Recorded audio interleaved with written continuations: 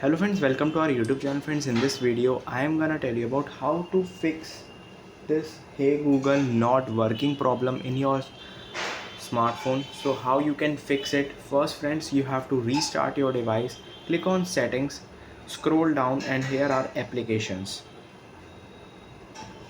Tap on applications and you will see a search button. Here you can see, here you have to write G, you can just write here assistant Google, and as you can see friends, here it is the Google Assistant.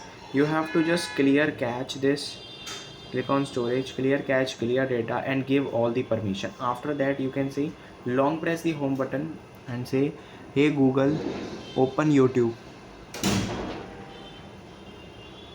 So okay, this is an airplane mode is enabled. Hey Google, open YouTube.